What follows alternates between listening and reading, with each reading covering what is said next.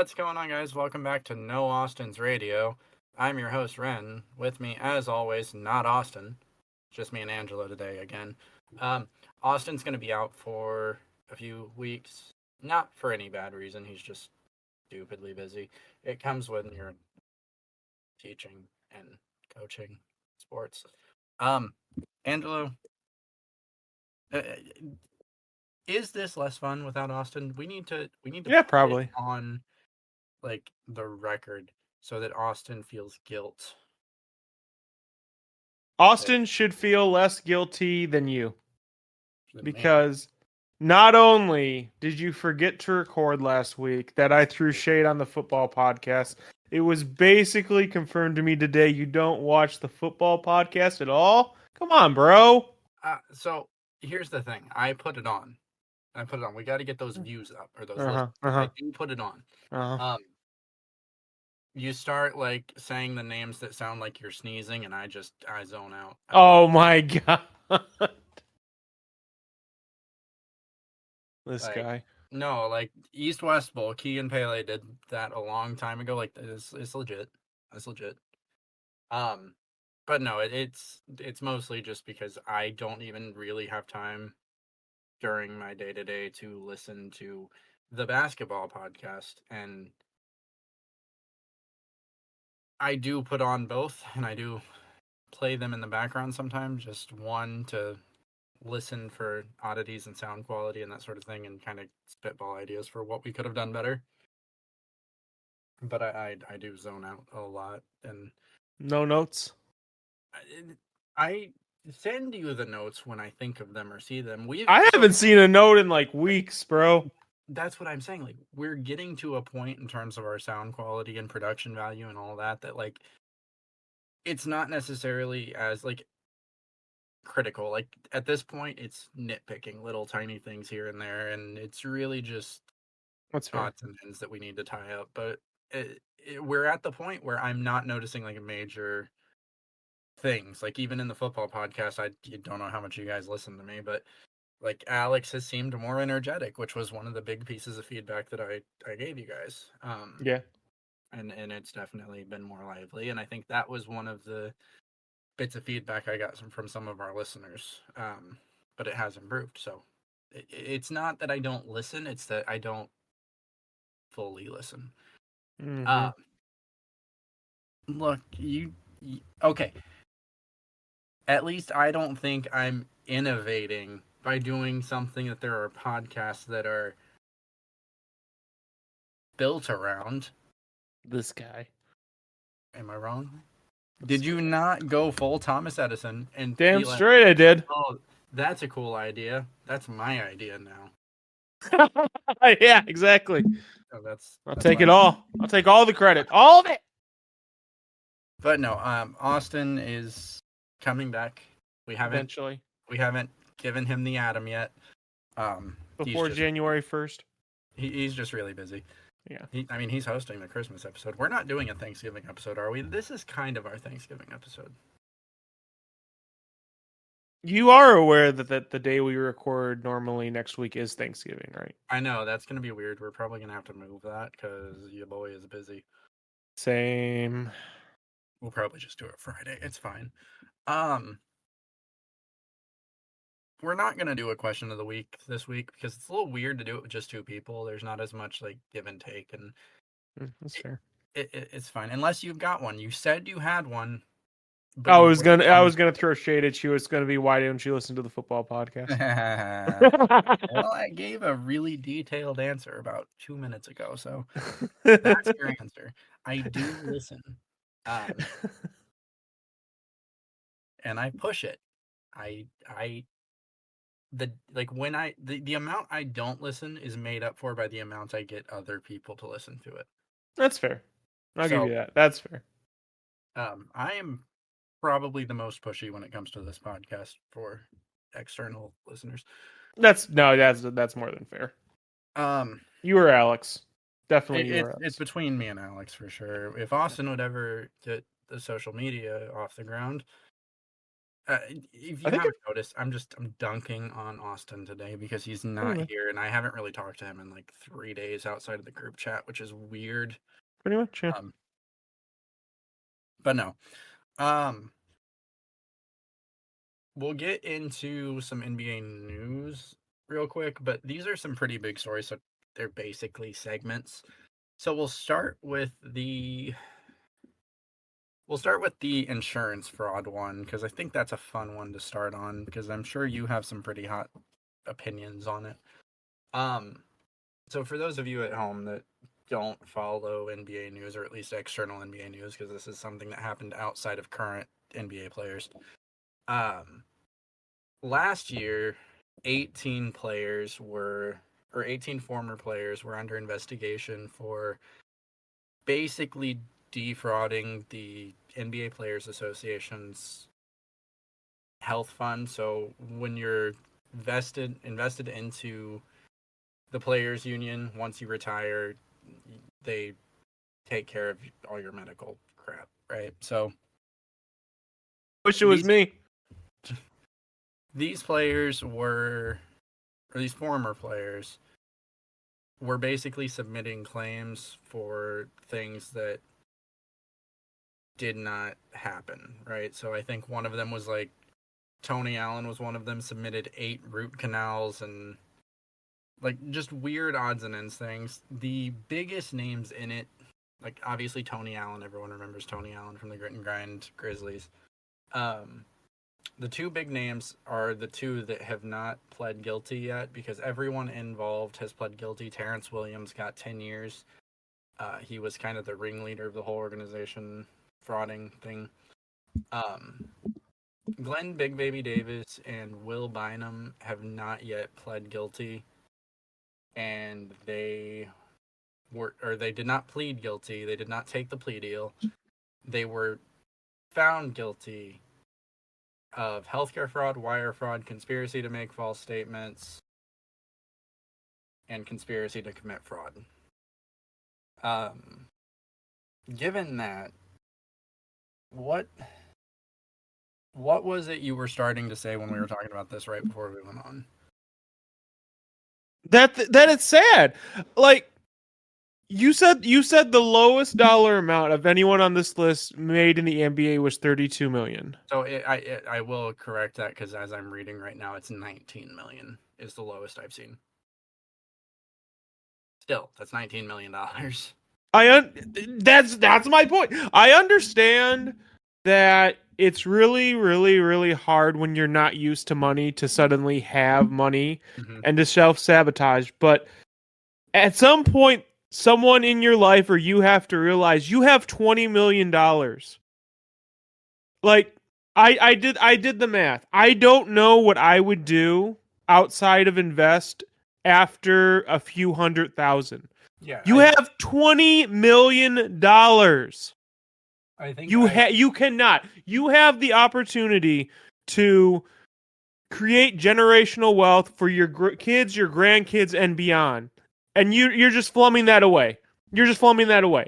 So like, guy, come on. yeah. So that's kind of my point as well. So there was I don't want to say a study. There's an idea, an economic idea that $500,000 Is is peak living.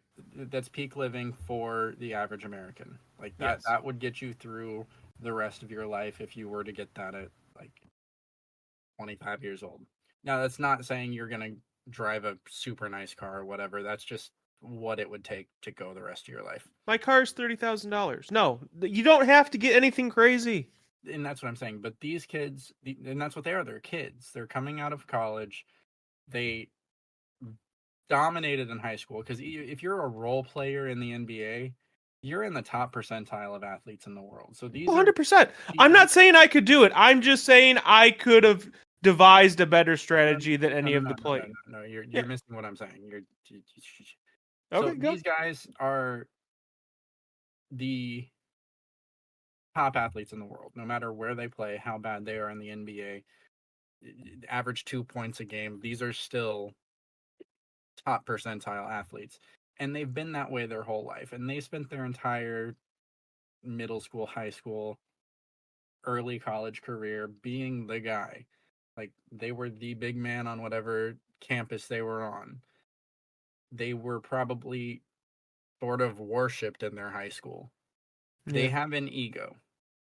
And then at 19 years old, you sign a contract for let's say 3 million, which actually now that I'm thinking about that seems low for an entry level contract now. But It you does. suddenly have all this money and you did not have all this money growing up. In some instances these kids grew up in relative poverty, if not abject poverty. So they're young, they're fit, and this is their chance to go spend money, and they do. And that's the problem because eventually, these guys aren't LeBron James. They're not Nope. going to retire and sell merch still. This isn't Kyrie Irving, who, while he's crazy, is an all NBA caliber player and has made enough money. These are guys that were great players on their team. Some of them were role players on championship teams.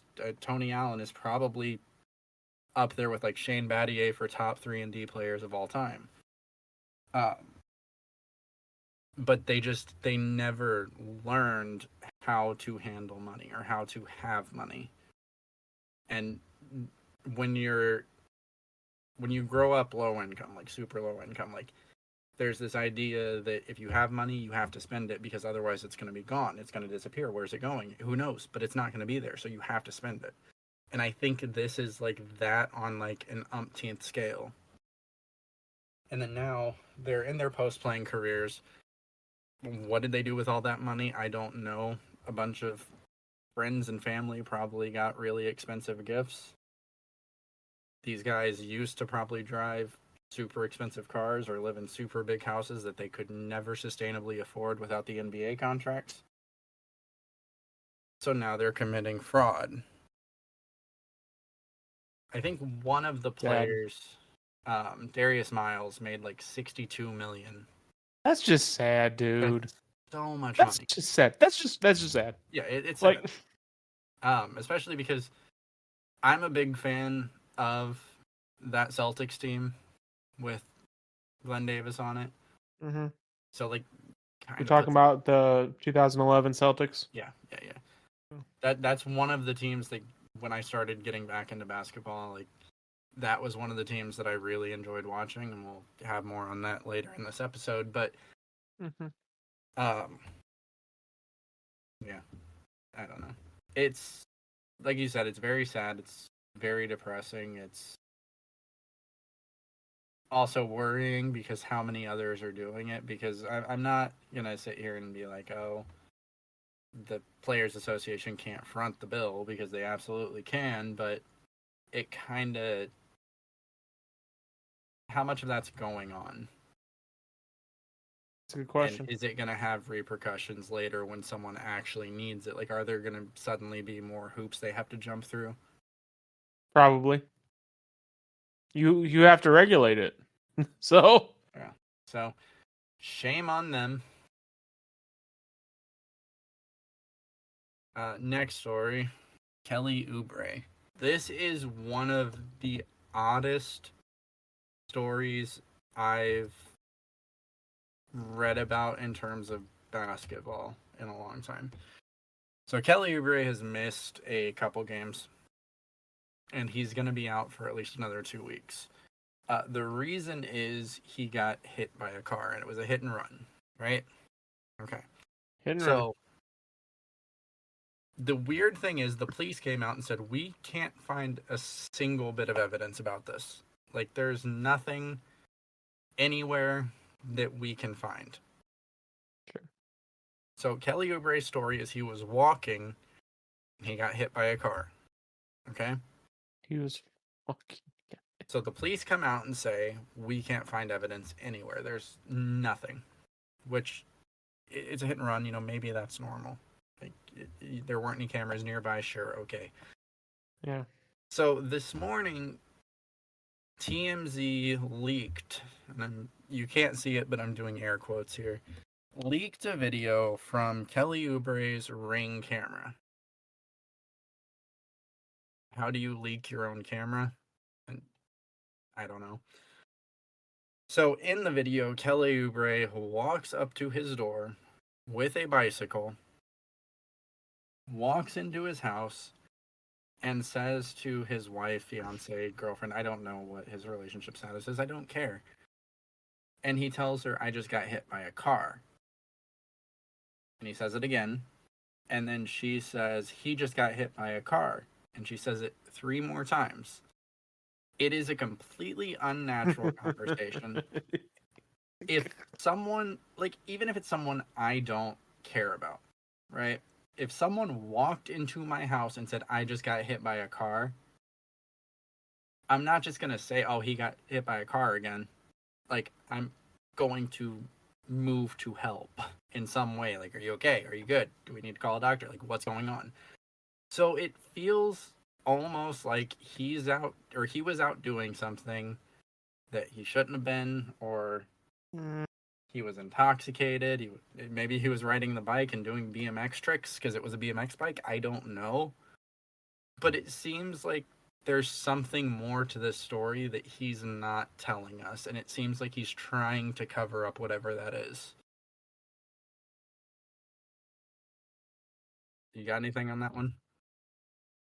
Because what can I say? We don't have all the information yet. So That's fair, but do you agree with me that it seems suspicious? Yes. okay? That's more what I was asking, because, like, to me, it just seems off, and I wanted to make sure I wasn't the only one that was, like, reading too much into this. Because it feels weird to me. And I want to know what he did.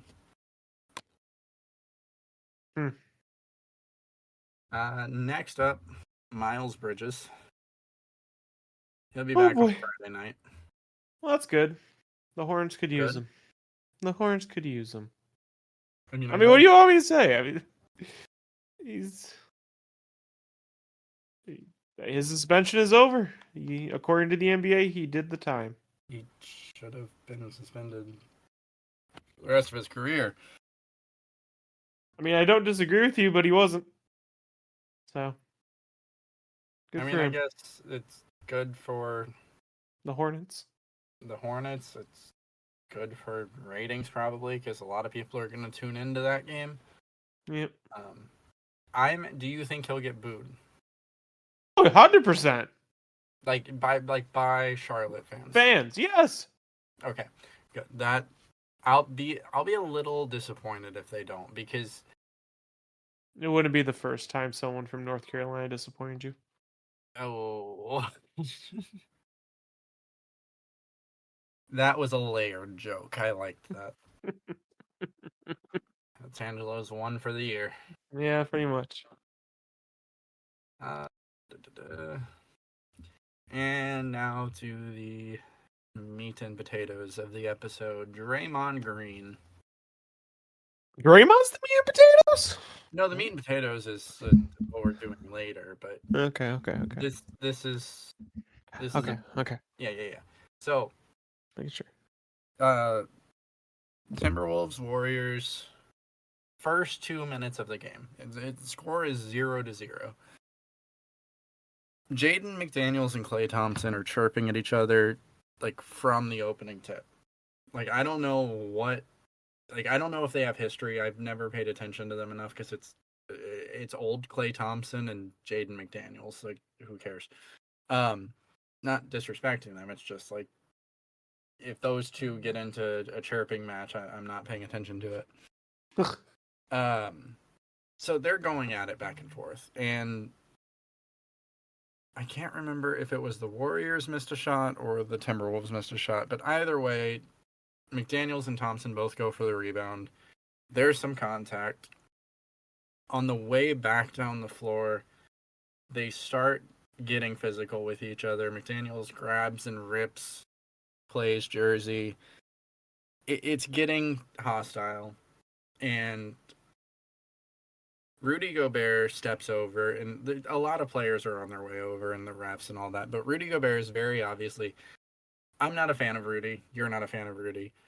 No. But his body language, everything about how he was approaching the situation was he was trying to get between them and stop them from fighting each other. The role of the peacemaker, whatever. Sure. And he goes to grab Clay to pull him back. Not aggressively, nothing like nefarious about how he does it. Draymond gets behind Rudy and basically puts him into a WWE chokehold. Honestly, I'm And surprised he had the wingspan to reach him.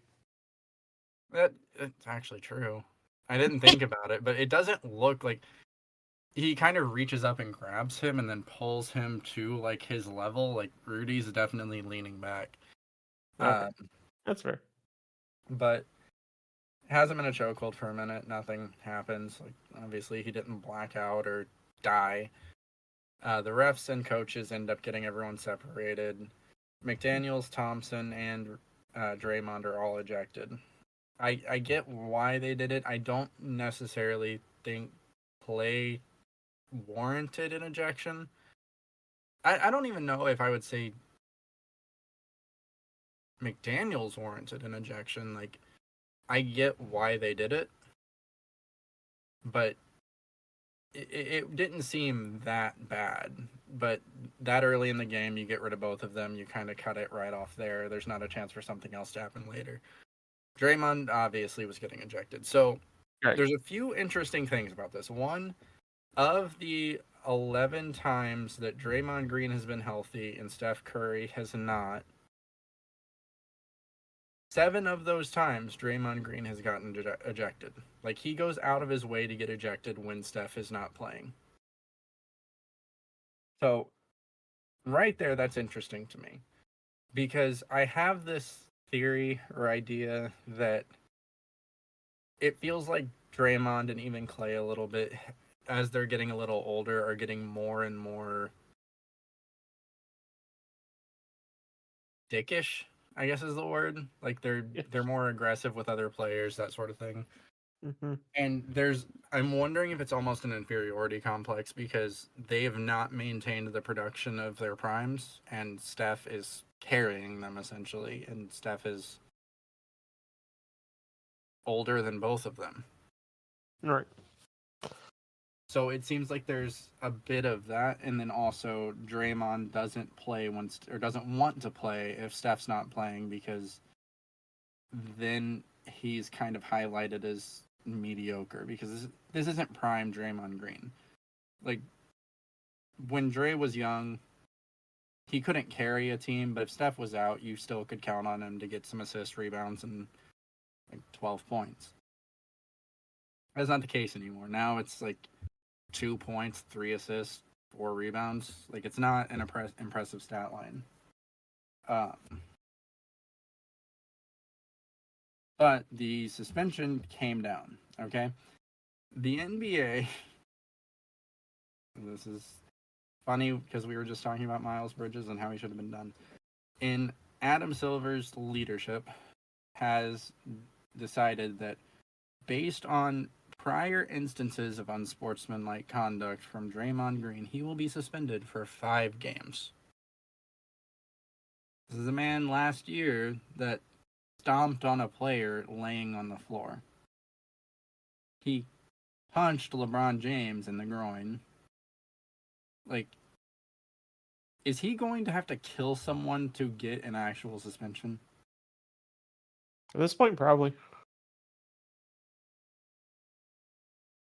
Like, let's And be real. I like what Adam Silver has done for the NBA in a lot yeah, of different yeah. ways, but with the way he governs his like punishments and rules, you might as well say that the rules are subjective to entertainment.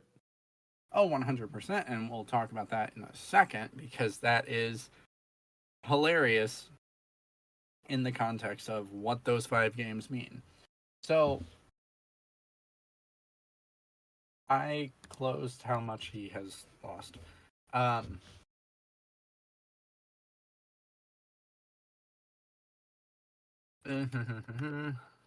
I don't know why I closed that. Open it back up. But I will say 5 is simultaneously more than I thought it was going to be, and also less than I thought it was going to be. How's It's that one of those. possible? It's one of those weird sort of Schrodinger suspension. Schrodinger suspension. Clay, Rudy, and Jaden McDaniels all got fined 25,000 also. Um,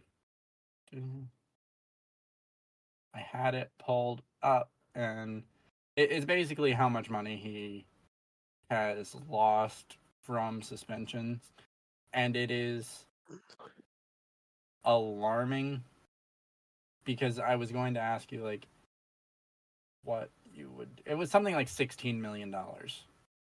Oh, almost as much as one of the people who defrauded the Players Association. Nice.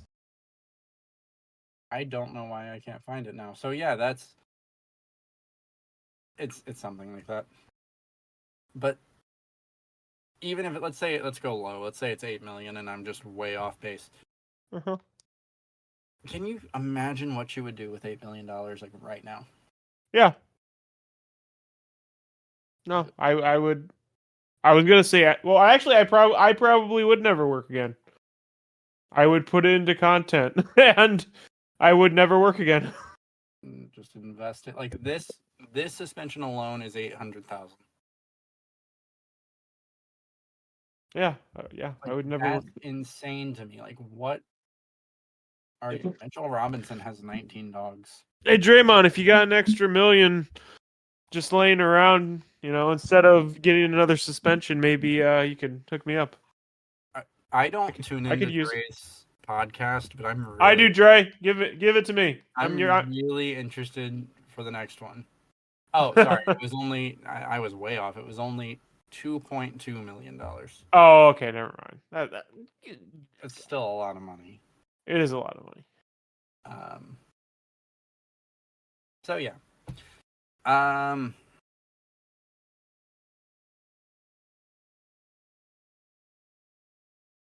I forgot what I was saying. Something about fiscal responsibility. Yeah, but there was something like I was going to we were going to talk about in a second, but I wanted to find that. It is. I don't know. Basically, it's like I respect Steve Kerr, Sure. but at some point you have to stop shielding your players. Like you have to. I'll put it like a parent because that's essentially what a coach is. Like if your kid is punching someone, you don't get to complain that your kid's hand hurts and the other kid is responsible because you're just enabling them. And if you as a coach are not going to sit down and say, you know, enough's enough, they're going to keep doing it. And you're going to have to keep defending them. And I respect Steve Kerr as a coach, as a person. I think that he has some of the most memorable podium moments of recent memory. But you have to do something. You can't just keep excusing it. You can't keep pretending like it's not an issue. He punched one of your players last year in the offseason. I don't know. Yeah. I haven't seen. No, he didn't. He punched one of Washington's players in the offseason. Now, which shout out to Jordan Poole for probably the greatest burn in recent NBA history. Expensive backpack for Steph. Rookie ladder. Obviously, no surprises. Victor Wembanyama is leading the way. Chet Holmgren at 2. 3 is Asar Thompson. 4 is Jordan Hawkins, which is a little surprising for me. And number 5 is Derek Lively, which is also a little surprising. So there's no Brandon Miller and no Scoot Henderson. Mm-hmm. Well, Scoot started off pretty rough. He's been looking a lot better Yeah, he's recently. looked a lot better. Yeah. And Brandon Miller, like I think he's gonna be fine. I think he's going to be a great NBA player. I just think that he's got some rust to shake off. Oh, for sure. I'm not talking about the Trey thing in my notes because I'm not gonna have an Angelo victory lap.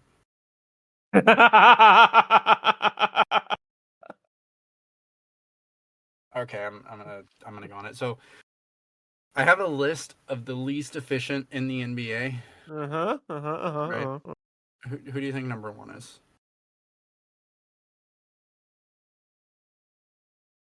Who do you think number one is? LeBron James? No. Oh, okay. It's Julius Randle. Okay. Okay, well, actually, that's not very surprising. All right, go. Here's the thing about this though. He's like miles ahead of everyone else in being bad this year. Yeah. He's having a historically bad season, right? Yeah, sure. He's still shooting better than Trae Young in all facets. Stop it, Ren. It was the coaching. It was the coaching, Ren. I thought they got a new coach. I thought McMillan was fired. We're not gonna. I thought it was the coach. What happened to the coach, Ren? Did they rehire him, Ren? Is he there? Is it this coach's fault now? Is it this coach's fault now? On this list, there is one player averaging above 20 points per game. That is Trae Young. I'm just trying to whose fault it is for Trae Young shooting bad, because it's never Trae Young. So Ren, whose fault is it? Is it DeJounte Murray's fault? Whose fault is it, Ren? I don't think Trae is shooting that badly. He's still got an 18 PVR. He's still being efficient.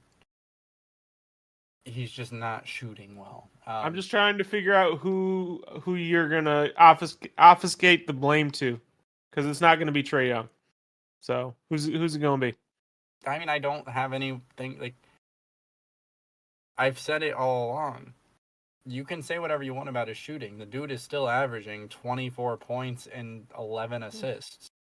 You would want 24 points and 11 assists on your team. Would you not? Even if it takes him 40 shots to get there. It does not take him 40 shots. I bet I'm closer than you think I am. No, you're not. He averages less than 20 shots a game. Just saying. He actually only shoots 7 threes a game, which is surprising. I figured that number would be a lot higher. But no, offensively, you want Trae Young on your team. Defensively, absolutely not. But offensively, you do. You just have to build a system around him, and they have not built a system around him yet. Oh, there it is. No,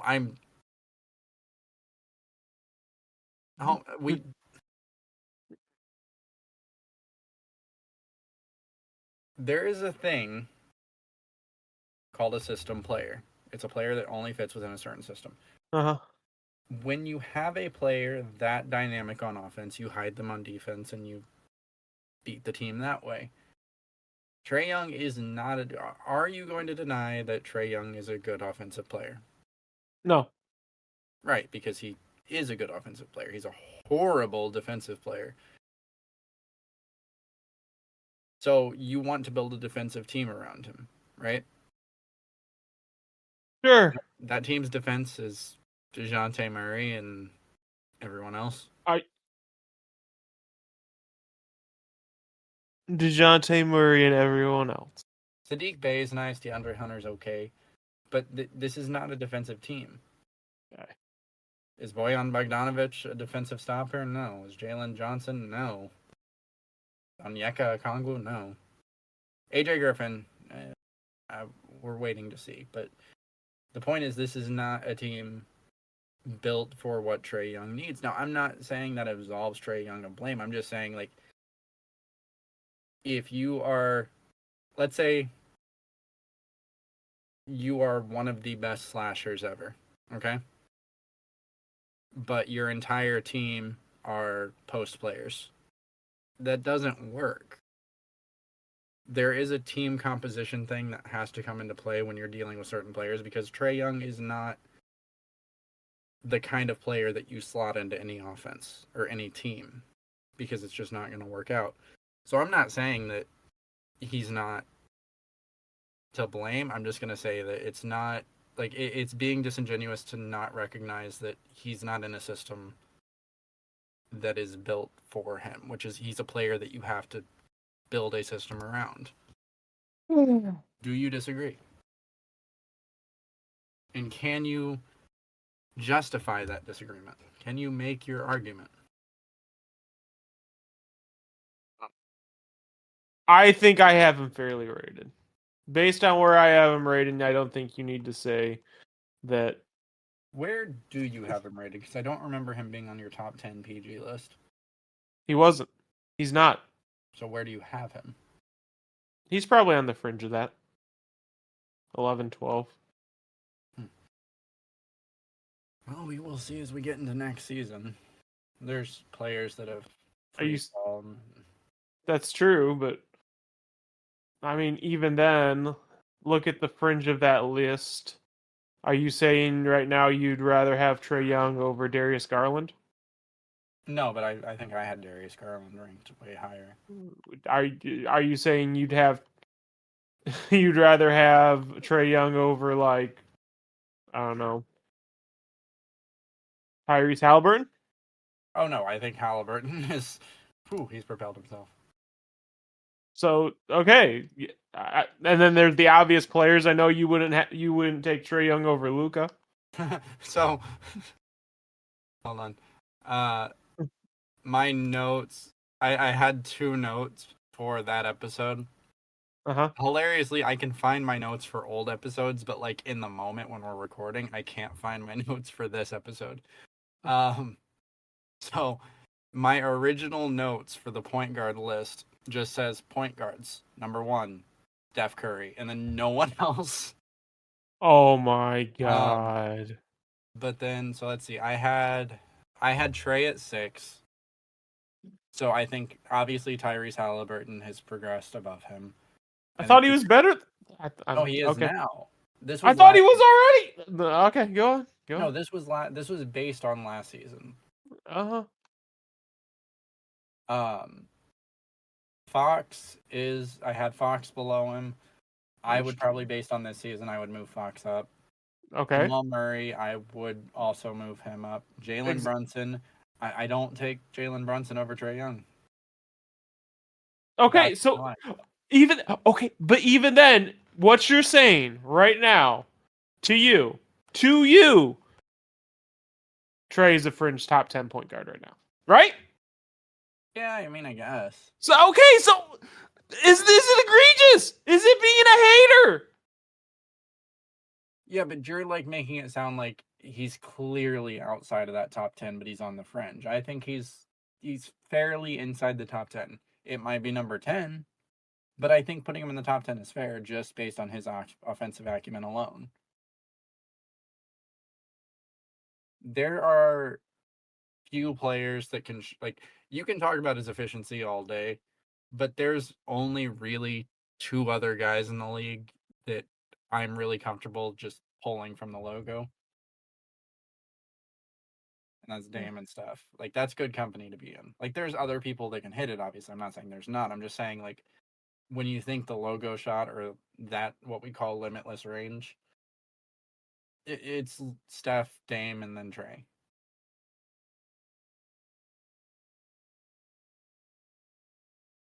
I think we put too much value on that shot. Okay, and also Trae would be number 10 because I had Garland at number 11.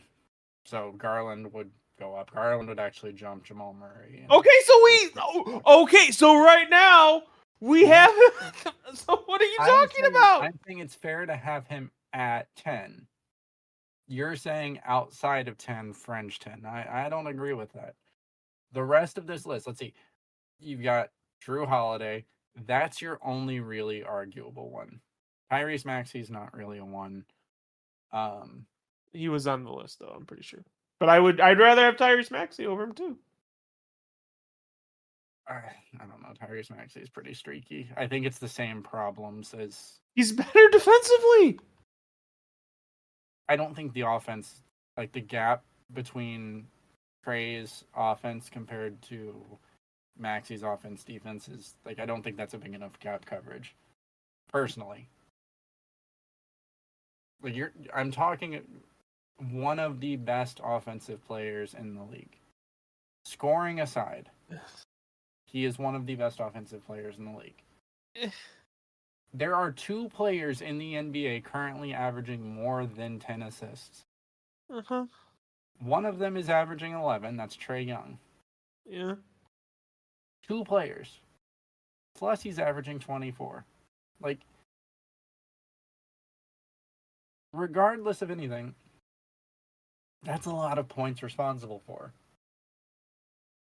So, I just don't think it's fair to say he's fringe and put him outside. How did this become a Trae Young episode? Trae Young episode because you let me have my victory lap over his efficiency or lack thereof. You know who number 2 on the most or least efficient players in the NBA this season? Who? Cade Cunningham. Go ahead and take that victory lap. You know who's number 3? Damn. Who? No splash without the pool party. No. Jordan It's Poole. weird that players that Angelo like are really inefficient. You know. It explains a lot about his 2K playing. No one would know. You haven't streamed. That's absolutely correct. Hey, Yeah. it's coming, guys. Yeah. Okay. Okay. Listen, so I told you. I do the football podcast. I do this. I upload to YouTube. And granted, I could do better on the YouTube front, but I do all that. I am absolutely not also being head on the Twitch. You have to be that. That has to be you. I'm totally fine with that. But I'm gonna ask you a question because we were planning on recording 2 weeks ago, correct? You recording or streaming? Streaming. Okay, yes. That was the plan, right? Did or did not something major happen in the group chat that would have prevented us from having a full 5? Yes. Okay. That's why we didn't stream. We set up everything. We had the Pro-Am team ready to go, all that, whatever. Then things happened, and now we're having to get ready for that. But it is coming. Follow us over on Twitch at No Reserves. Okay. No, it is. You know, Angelo's no longer invited. Okay. It's gonna be me, Austin, Riley, Connor, and Adam. It's kind of hard to get uninvited to something that doesn't exist. You know? Ouch. Yeah. I'll find a way. It'll happen.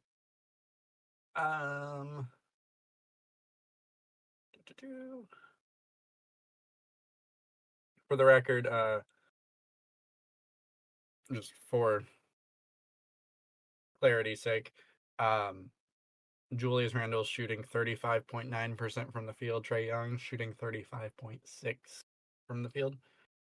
Randle shooting 28.2 from 3, and Trae Young shooting 27.8. So it's not like it's a huge gap. How many points does Randle average? 16. Okay.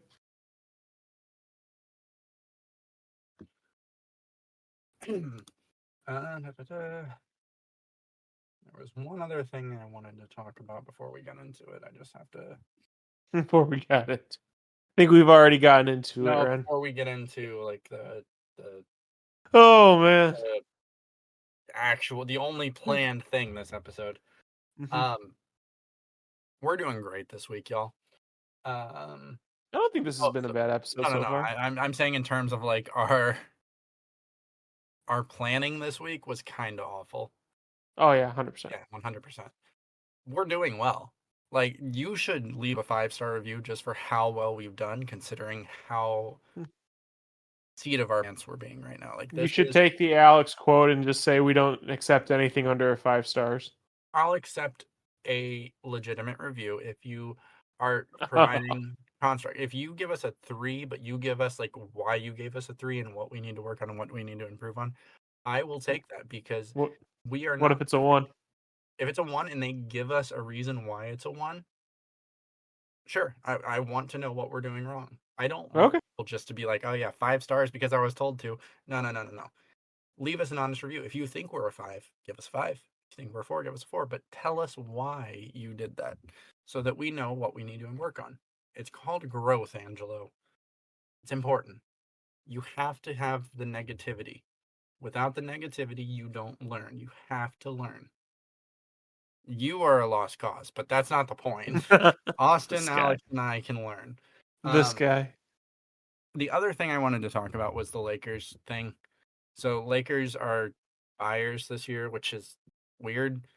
And it's also weird to call them buyers when we're 10 games into the season. But the rumor is they're currently looking at the Bulls. As Obviously, everyone should. yeah, the Bulls experiment has failed. As I said. In fact, I think that's one of the first things I said on this podcast, if I'm not mistaken. It was probably pretty up there. Hold on, timeout. When was our first episode released? Our first episode was released on November 11th, Oh my god. 2022. Okay, was that our first episode or our first episode? Our first episode. Okay, no, I don't mean that. I mean like when is the first like what's on the catalog that can still be listened to, not what we've purged. Because I knew it was after Thanksgiving. I will go there in real time and I Okay. will tell you. Just give me a second and continue going on. So I'll keep talking about the Bulls or the Bulls Lakers. So the rumor is we don't have full details. The Lakers are interested in Zach LaVine, DeMar DeRozan, and Alex Caruso. Yeah, as is the rest of the NBA. Obviously, they're not going to get all three. They're not going to get two of them, but I mean, they could get Caruso. I mean, that would be cool. I mean, honestly, if the Bulls wanted to, donate to the NBA and just give all three to the Lakers, I'd be cool with it. It's better than the product they've put out the last, 5 years or so. So, hey, might as well give us something. Oh. I found my notes. Oh, Lord. Found my notes. So, going back to Draymond Green. Again, we deserve the 5-star just for the freewheeling we're doing. Okay. So, because I said, what was it we were going to talk about? Because we segued, and what I had said was, it's interesting that they suspended him for 5 games, and I'll tell you why in a minute. And then I completely forgot what that was. I now know because I have my notes in front of me. So, 5 games after the suspension starts is when Steph Curry is going to be back, right? So he's coming back with Steph. The other thing that is on that 5th game, it's against the Sacramento Kings, who, again, Draymond stomped on Domantas Sabonis last season. But 2, that's the NBA's in-season tournament on TNT. So we get to see that ugly court. And there's going to be the media spectacle around Draymond's a loose cannon flying off the rails, and him and Sabonis have history and drama because the NBA is becoming more like wrestling. Oh my God. So question. Let's say Draymond wants to get into WWE post putting Rudy Gobert in a chokehold. Would you watch Draymond Green versus Logan Paul in a WWE ring?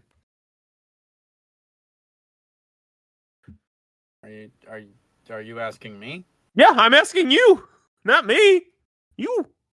Angelo, I don't watch men in Speedos slap each other. So you would not watch, even if it was Draymond Green and Logan Paul, you would not watch that? I wouldn't watch. Just to clarify, you're asking if I would watch Draymond Green and Logan Paul pretend to fight? Yes. No. If they want to go into like the octagon, absolutely. I will watch them beat each other silly. I won't watch them slap their thighs while the other guy swings at them. Oh, okay. No, I was just curious. no. I'm an adult. All right, I don't actually care. I just like dunking on Angelo. Watch what you want to watch. Just this guy. Have you found when our episode is so I can get to the Lakers thing? Or are you? Oh, we might have actually. Holy crap! It might be in January. Oh man, Yeah, I did pretty good, huh? you purged a lot. That might be. I did pretty good. Well, I was going to tease a special of some kind, but we'll see you guys in Hold January. on. I'm gonna go. I'm gonna go. We'll check this. Load. Keep I guess loading. the first episode for sure I don't count. Like the first, like the one we recorded the first night with you, me, and Adam. I don't count that because we were learning how to record and all Keep that. loading. So our second episode, I think, would count as our first episode, even though it's no longer available on the internet for really good reasons. It was terrible. We were really bad for like 5 weeks, I think, and then it just kind of clicked. And now all this charm and charisma is coming through the headsets for you guys. Gross. It is January. Oh, that's probably why I made it. January 1st. Oh, okay. New year, new us, baby. New year, new us. That was when we brought Austin on board. Yep. Okay, so yeah, January 1st, expect a No Reserve special of some kind. We will work on that. So anyway, Lakers. All over the place right now. So the holdup for them in getting traction on a trade that would net them either Zach LaVine or DeMar DeRozan is Austin Reeves. They don't want to let go of him. I don't know why. I'm not as high on Austin Reeves as everyone else seems to be. I think he's a good player. I think he's a very, very good player. But if you're telling me I can have Zach LaVine and all I have to give you is Austin Reeves, I'm 9 times out of 10 making that trade. You know what this reeks of? What? You remember that like year and a half, or maybe it was even 2 years, where what the heck is his name? Where the Lakers had multiple deals involving this player, but they didn't because LeBron hyped him up.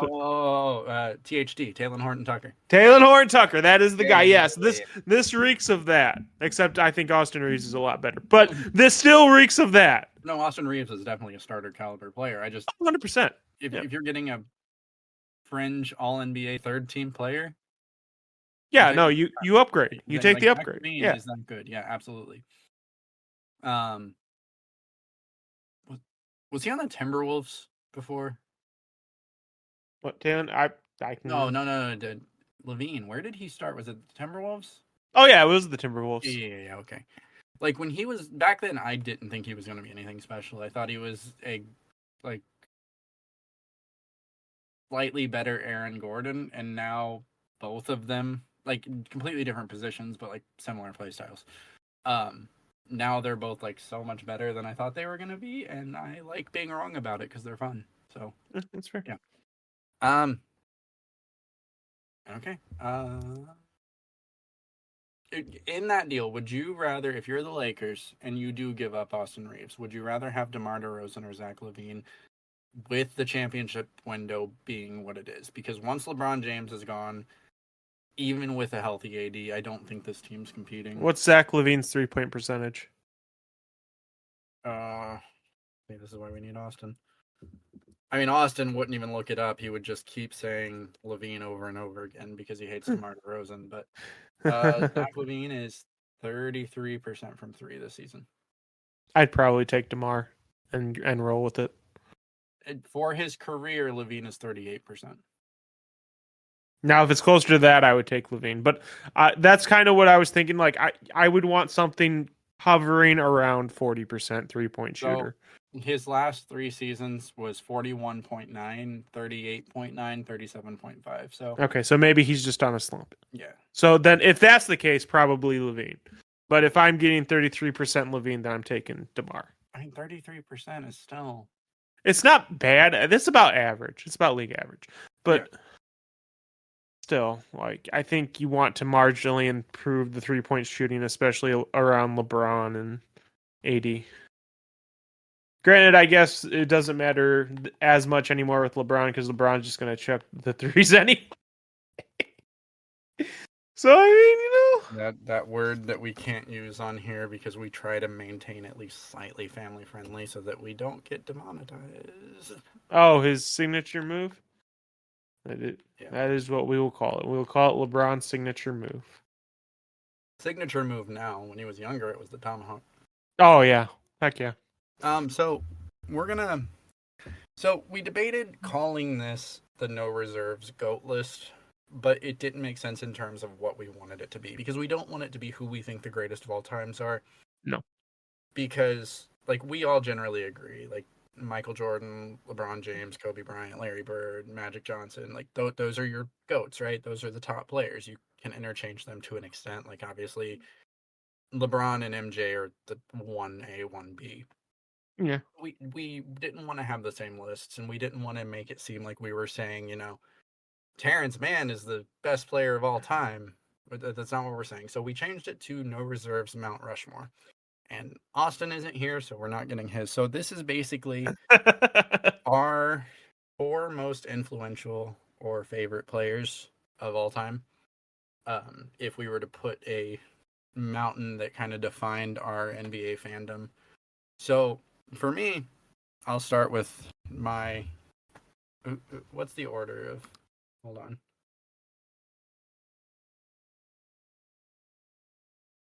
Hold on. So from left to right, George Washington is left. We'll start with George Washington. For me, that's Rajon Rondo. So Which, that's the number one, obviously. yeah, I, I, Yeah, I go think on. Sorry. he's pretty much my favorite personal player of all time. Obviously, not that elite in a lot of ways. When I was growing up, I was a point guard, and I learned how to play point guard the traditional way, which was defense, passing, and finishing. And Gross. when I got back into basketball, because I quit following it for a few years, it was right at the peak of that Celtics team, the Rondo, Ray Allen, KG, Paul Pierce, Big Baby Davis. Ha! And just had to throw him in there. It's his moment of relevancy right now. Um, and Oh Lord. played the game the way that I enjoyed, and to this day, like I'll go watch Rondo highlights, like the little fake behind the back pass, the over the shoulder full court lobs, like the way he played the game was electrifying in a way that a lot of people haven't got. Like if you look at like Jason Williams, like it's kind of like that, but less turnovers, which is a big plus for me. So yeah, Rondo is my George Washington.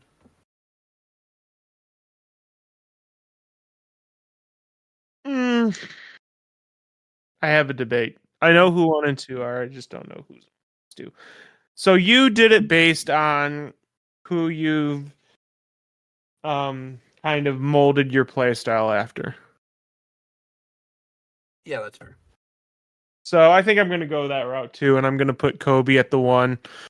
If Rehn ever gets around to figuring out how to stream, then you'll get to see why I put Kobe 1. Kobe is definitely the most influential player as far as my mindset and the way I play the game the way I play 2K.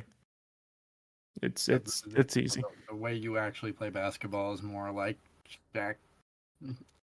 Is more like who? Jack, just like push me out of the Stop. Huh? way.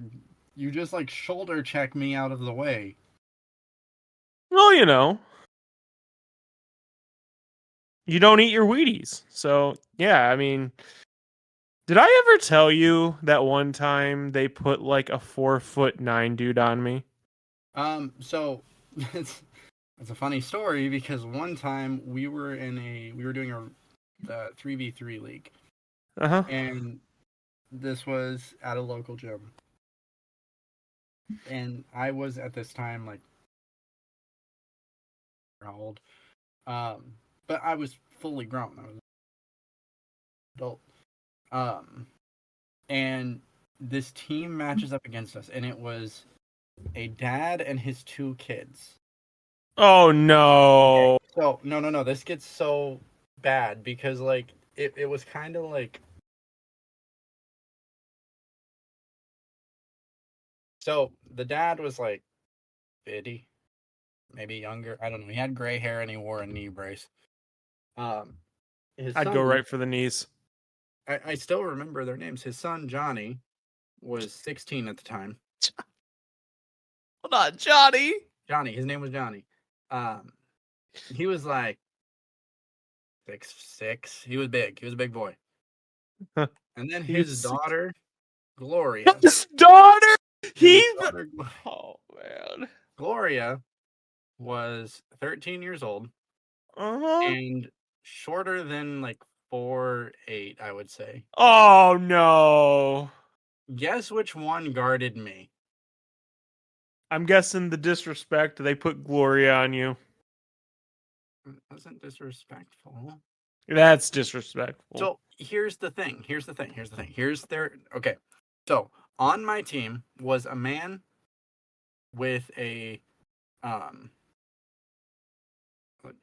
not a club foot, but like he had like a leg deformity. He couldn't really run. So the old guy in the knee brace guarded him.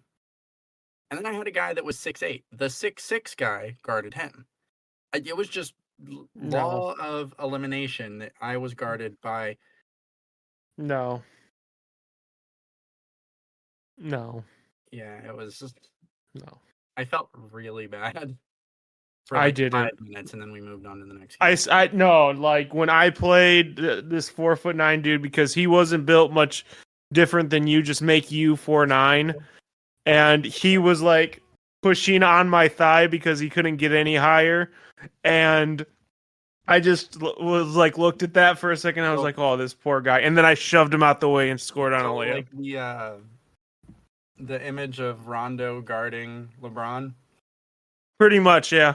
Yeah, that's one of my favorite pictures of all time because like even though I like Rondo as a player, like it looks cool, but like 2 seconds later LeBron destroys him. Yeah. Like And you just go, oh, this poor guy. Oh, here we yeah, go. I did But, I led the game in scoring that game, which I didn't do frequently because again did you dunk on Gloria? I did not. I I didn't would have have. the opportunity to. I would have. Um, Did I you get to shove Gloria out the way? no, I did not. I did not get the bulldozer animation. Come on, Ren! I didn't have. Bro! And look, I'm You all are in favor. soft. I'm You all are soft. if like a little kid goes for a layup, I'm all for swatting it. I'm blocking that. Yeah, I'm I'm all blocking for it that. because they have to learn. Like if you're going up on someone bigger than you shoot the floater, you go Yeah. over, Yep. or you scoop, you go under them. But if you just try to go straight up on me, I don't care if you're 7 years old. That's going to the third row. Yep. Learn to shoot. It's an important part of development, and that's the thing is like we had that when we were kids. Like now you're a jerk for doing that, and it's like I don't care. the reason I can shoot floaters is because I had to, because the kids that were bigger than me and like the high schoolers I was playing with didn't care that I was young. Mm-hmm. Oh, you mean when you went up on them, they also threw your little butt to the ground? Oh yeah, that happened a few times. I got thrown Yeah. into the wall once when I was I imagine. I would have done that too. Don't worry. okay.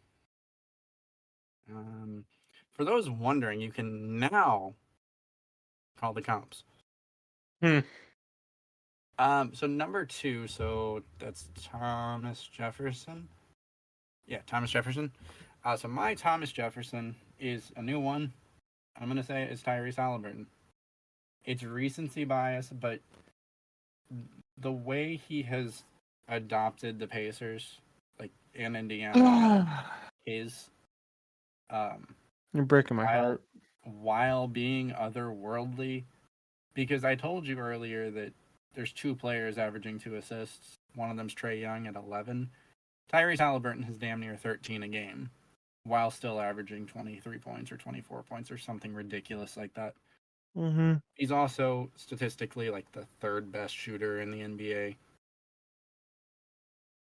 I can't help it. It's call it recency bias, call it favoritism. I just know that for the first time in a long time, I am excited to turn on the Pacers every day. I'm not dreading the fact that we're just going to have Paul George dribble out the shot clock while everyone else stands around, or Oladipo shoot ridiculous layups, and sometimes This Ren has now been teleported back to like 2013 13, where he's excited to watch the Pacers lose in the second round again. Okay. Let's go. To be fair, the 2013 Pacers, even you can admit this, are probably top 5 defense of all time. That was an elite team defensively. The offense was Paul George. That was it. Yeah, the offense is Paul George Hill could shoot a couple threes. Lance Stevenson could maybe hit a circus shot and somehow get votes for the All-Star game, which, whatever. The Pacers fans have a weird love for Lance Stevenson, and I don't get it. That man cost us more than he won us because a lot of... He was very good at poking LeBron and making sure that LeBron went off on you guys. And then also, like, doing the, like, J.R. Smith of taking stupid shots in clutch time when you have Paul George right next to you. Yeah. Yeah. Now, Tyrese, I think he's earned a spot up there already. I think it'll be very, very obvious. If you're not watching the Pacers, you're thinking I'm making this too early, but... If you're not watching the Pacers, they probably have a Bailey Sports contract and you live in Indiana. Go on. I'll take Valley Sports any day. Oh, stop it. This is the moment where Angelo realizes I've been sponsored by Valley Sports. No. They're probably not going to pay us because they're not. I would walk. I would. I'm going to send them an email. You're going to send back. You want to send a company filing for bankruptcy a sponsorship offer? You know, we will fix them. Them sponsor, like, that's how I'm going to word it. Like, you sponsor us, I swear to you, like, I'm going to turn your company around. You swear to the... Oh, God. Look, they're not going to pay us. They're not even paying the teams. But, like, it'd be kind of fun. Who's your Thomas Jefferson? LeBron James. For obvious reasons. Obviously, I've pretty much been... No, not pretty much. I have been a fan of him his entire career. I think that he's given me some of the best moments. The freaking block on Andre Iguodala is probably the best. It's definitely the best finals defensive play I've ever seen, and it's probably also one of the best defensive plays all time in the finals. There is so much I could say. Go ahead, huh? You just said the same thing twice. No, I said it's the best defensive play I've ever seen, and it's also probably one of the best defensive plays in finals history. Okay. That I misheard you. Okay. Oh no, you're good. Glad that I got to clarify, but you know, he's done so much for Ohio and the Cavaliers. We never had a championship. Heck, the Browns and the Cavs combined didn't win a championship for like 80 years, if I'm not mistaken, before LeBron won that championship. Just everything he's done. He's my greatest of all time. You can't convince me otherwise. I don't care. And he's probably one of the most influential players one of the most influential people I've never met on my life. So thank you, LeBron. Unrelated or semi-related. Did you see that story about the Cavs minority owner? No, I did not. There's like a petition to have him banned from the NBA because he was like threatening people on Twitter. What? Yeah. It's related to the conflict in the Middle East going on, but like, yeah, he was making some pretty not great comments if you're representing a brand. She is. Yeah, I would look it up. Just because you have money does not mean you're smart or a good person. Number 3, which is Theodore Roosevelt, is Derrick Rose. So I think Derrick Rose is a lightning in a bottle player.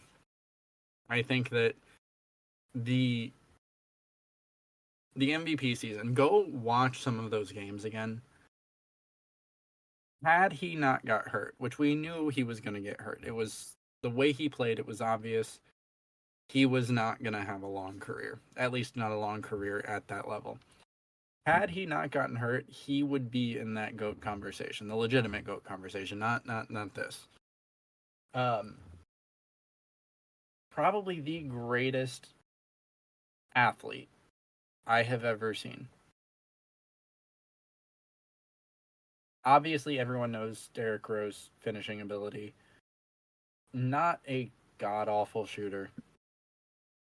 And just realistically, a great person. He seems like someone you could sit down and have a cup of coffee with, and he'd tell you interesting stories, and you'd be a little scared, but he'd make you feel okay about it.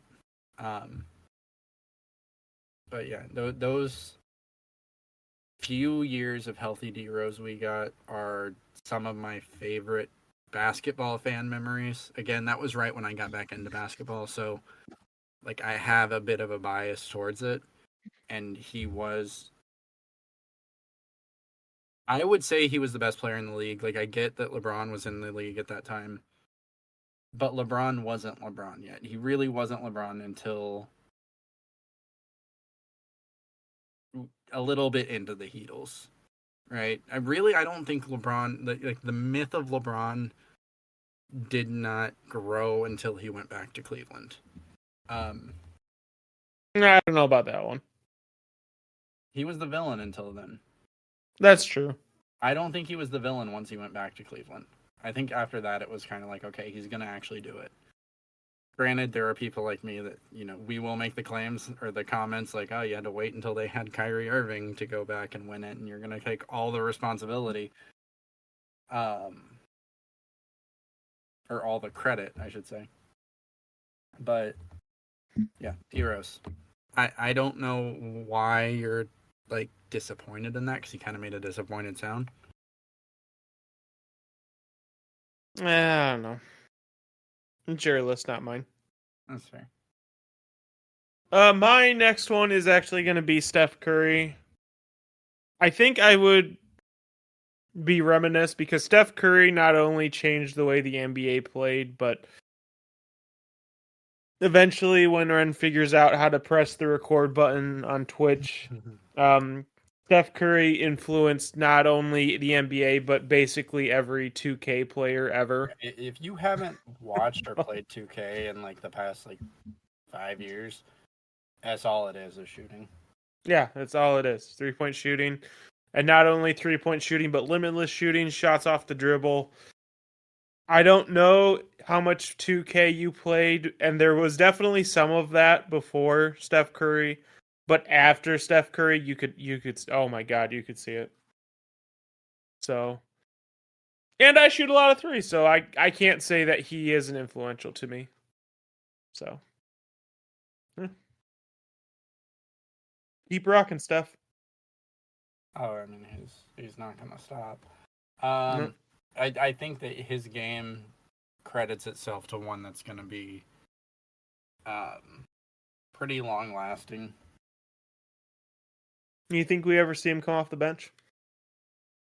This I this would be in his 40s. So I was gonna say no, but I would have said that about Chris Paul too. That's fair. Yeah. Do I think he'll take a diminished role. I don't know if he would come off the bench. He'd get bench minutes, maybe, but I don't think he would come off the bench. So I have a hard time with number 4 because we're only doing 4 and I originally wrote 5. So I'm debating.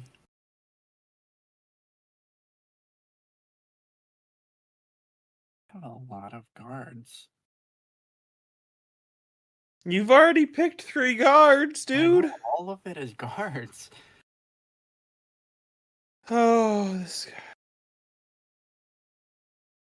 So I'm debating between Deron Williams and Vince Carter for different reasons. So I think I'll go with Vince Carter just to break the cycle. And I really don't. If I need to explain to you why one of my favorite players to watch, whether it be the highlights or live or whatever, is Vince Carter, why are you watching or listening to a basketball podcast? You know who Air Canada is. as a fan of dunks, I would rather watch a team dunk the ball over and over again than the 3-point explosion. And I like Steph, but the change of the game, there are exciting, like the step back threes, the threes in people's faces, but just the constant three ball is a little boring. Dunks are exciting. They're electric. They're unexpected in a lot of ways. And, you know, when someone gets put on a poster, I think it's a little bit more interesting than someone hitting a step back three in someone's face. I'm not saying that it doesn't take more talent to hit the step back three. I'm just saying from a viewership point of view, getting put on a poster is a bigger deal to me. I also was debating Steve Nash, but You and your dang point guards. he next would be Deron Williams, like Utah Deron Williams, not Brooklyn or New Jersey. So who's your number 4? Here's where I get the sigh from you. You ready? Mm-hmm. Kawhi Leonard. Dang, I was waiting for it. I even gave you a pause for the sigh. And that was Okay. Rehn taking a sip Hold on. of alcohol. Hold Go on. on. Let me go ahead and do yours. If Rehn ever gets around to streaming, you'll see how Kawhi's influenced on defense. Well, listen, I would have made another like joke. I haven't said it the exact same way every time, Rehn. Jesus. Oh my god. Okay, tell me why Kawhi no personality Leonard. I mean, Is, other than LeBron, he has got me to watching basketball games and specifically playoff basketball games. You can say what you want about his availability and how many games he's played in the regular season, but when he is available and when he is in the playoffs, he is, at least to me, one of, if not the most entertaining players to watch. His ability from mid range, his ability to like steal the ball and get lane steals is just, it's amazing. And he's actually, believe it or not, probably one of my favorite players to watch. There's the sigh. I got it. I got the sigh. time though. Huh? Like, I get what you're saying, and it's not that I disagree with it. I'm just saying there's people that have, like, there are other people that have done it that actually have like personality and This guy. are a little more exciting offensively. But it's your list. You do what you want. Exactly. Austin's not here, so he's not going to do his. But let's have a fun little game. Let's do the No Reserves podcast list. Mount Rushmore. Mm-hmm. I think we're gonna have an argument when we get to 3 and 4, but we'll see. So I think Trae Young is probably number 1. Number 1? Yeah, I'll give that. I think Trae has caused more discussion on this podcast than any other single player. I'll give that. Yeah, that's fair. That's definitely Besides fair. maybe Kawhi. Kawhi is up there too. Kawhi is definitely up there. So I think that could be your 1 and 2. Kawhi and Trae Young. Yeah. So here's my question as we get onto this list. What player on this list is not mainly because of me? Well, if we went, I think one of the players on the list could be Domantas Sabonis. That's fair. That would be me. That was a great moment. That was the. So funny enough, when I read that at first, I was like, Domantas Sabonis, why? Oh! I fumbled. Yeah. Let me fumbled. hold on. Since I've got it open, let's see. Who do I have on my power forwards list? What do you know? I don't have Domantas Sabonis on either my list or in the pool of players. You fumbled hard. You fumbled hard.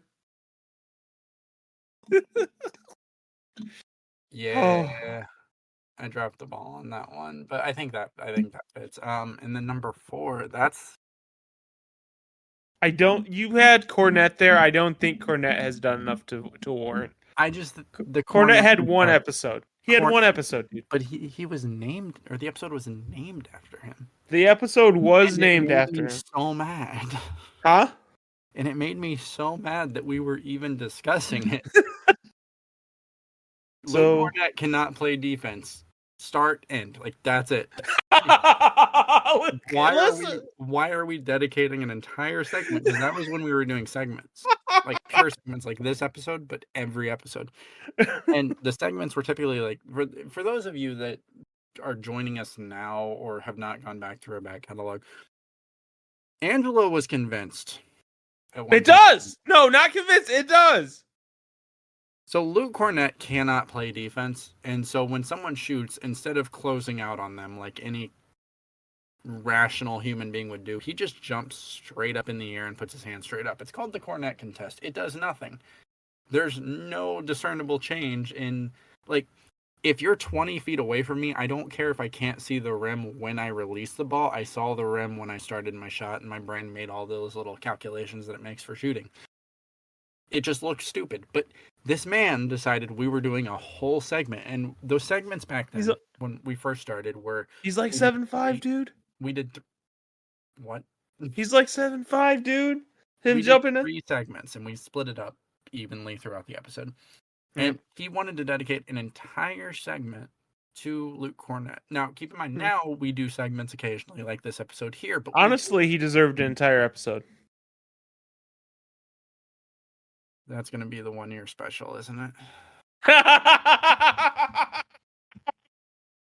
I'm calling in sick. Ren, if there's one thing I've learned is you do not call in sick. So sorry, buddy. That's fine.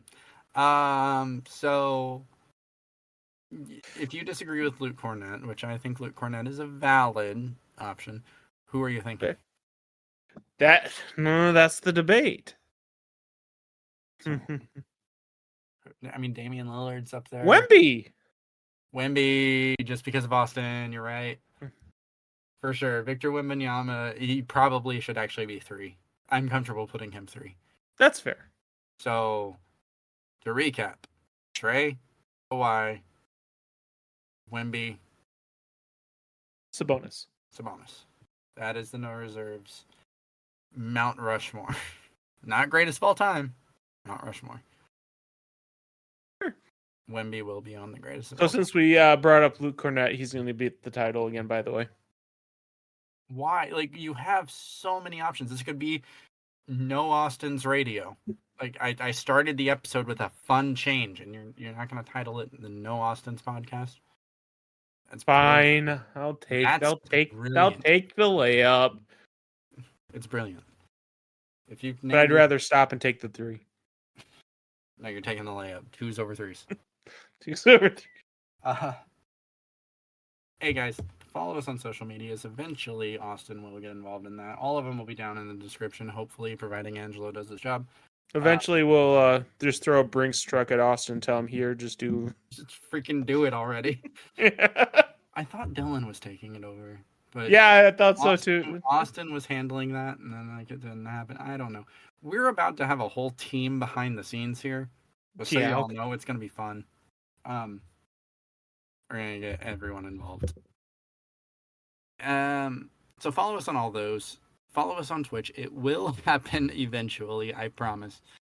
We're mostly going to be streaming 2K, but we'll dabble in other games. It's just going to be fun. It's what started the podcast idea. You got anything else? No, I got nothing else. Okay. Watch the football pod. The last episode was really good. I was going to cover that as I did my outro, but So, if you like us, or you've listened this far, you obviously like something about the podcast, go ahead and leave us a review. It doesn't have to be a 5-star. We would prefer that because it does help us with the algorithms. But leave us a review. Let us know what we're doing good, what we're doing bad, all those sorts of fun things.